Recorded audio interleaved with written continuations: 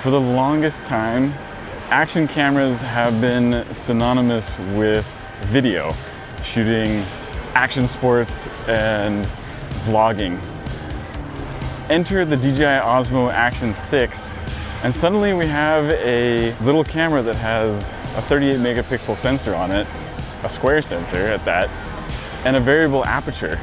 Now I'm curious if this thing actually takes good photos.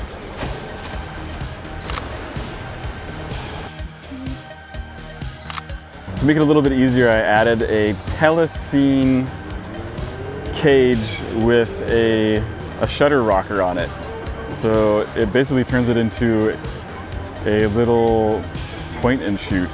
Essentially converted an action camera to a point and shoot camera. And now I'm wondering if this kind of thing is what you might take on travels or just out and about in a city for street photography. I'm gonna have to do a little pixel peeping when I'm done with this.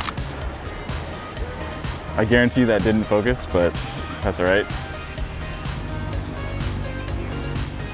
So I'm shooting this thing on full auto just to kind of keep a bit of consistency here. And I've added grid lines because they're about the only thing that's helping me maintain a nice level horizon.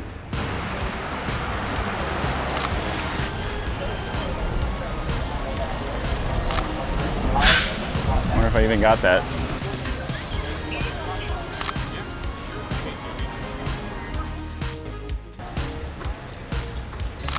In this little session alone, I'm learning that this actually makes sense for street photography. When you're wandering around downtown or you have other subjects that are really up close, because it's such a wide angle lens. If you come up to a more full scene like this, it works.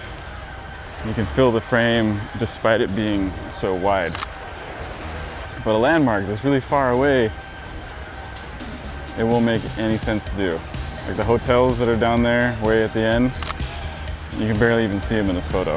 And when I head further down Waikiki to take a picture of Diamond Head, it'll just be this little tiny blip in the distance. So here's what I'm talking about when I say it's kind of hard to shoot a landmark.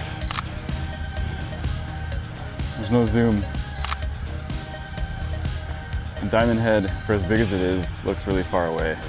Given that it has a really wide angle lens, it definitely performs the best over there in among the buildings and the trees and on the beach, but not when you have a wide open space like this. I mean, maybe if it was something where the landscape just ran on for miles and it was this really grand thing that you were looking down on, like a big valley, or you were standing right in front of a huge mountain, but otherwise not so much. Where this does shine is in among the buildings and right in front of your subject. Even if your subject is 20 feet away, 10 feet away, you want to be right in front of this thing, because otherwise that wide angle lens just makes it look really distant. It's so far away. When it comes to the cage by Telesin, it actually looks really nice. It feels good in the hand too. It's kind of heavy. There's only one quirk about this thing, and that's that the little shutter rocker, the shutter button itself, it creates so much leverage that if you even slightly bump it, it activates the camera. I've taken so many photos of the inside of my red backpack while out hiking. But all in all, between the wrist strap, the size, the weight, it's pretty nice. I want to take this traveling, go into cities and do some street photography. It looks like it takes really good photos, but I need to take this home, load up Lightroom, dump the photos, and do a little pixel peeping. For my initial test, I took both of these out on a hike. This is the Action 5 and the Action 6. I set them to exactly the same settings, which was auto and a -0.3 exposure. I let everything else just kind of run wild. The ISO was set to 100 to 800. What I discovered, Action 5 was darker, had more contrast, less noise, but mushy details when zoomed in. Action 6 went for more of an HDR look, was a tiny bit sharper, but introduced extreme noise. It was apparent in the very first photo I did some pixel peeping on. Enormous amount of noise from the Action 6. The Action cameras use quad Bayer sensors and pixel binning for better low light and color when shooting video, but unbin those pixels in order to achieve these higher megapixel photos. The Action 5 actually had a higher megapixel count of 40, whereas the 6 has 38. You can't disable pixel binning even if you wanted to. Higher claimed megapixels doesn't always mean higher quality. And this also brings up something interesting about the Action 6. DJI recently enabled 8K video 30 FPS on it, which means it needs at least 33.18 megapixels. For reference, 4K needs at least 8.3 megapixels. I'm not a camera scientist, but this says to me that pixels are being unbinned in order to reach 8K video, and that's no indicator that the 8K video is going to be superior in quality to the 4K. This prompted me to go back out and take a few more photos with the Action 6, but use strictly manual controls. Not exactly ideal when walking through diverse lighting, so the hope was that I could reduce the ISO to 100 or 200 max, then fix the aperture to f4 with the hopes of getting the best quality photos. Those manual settings made a humongous difference.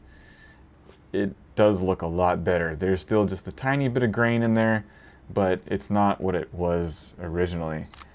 Ultimately, I expect this to come down to me having way too high expectations for these tiny cameras. If I really want the sharpest and best high quality still images, I'll use my Sony cameras. But if I want ultra portable and conveniently tiny cameras, an Action camera like the 6 is fantastic, especially for video where it really shines. Then the question of what accessories you use pops up.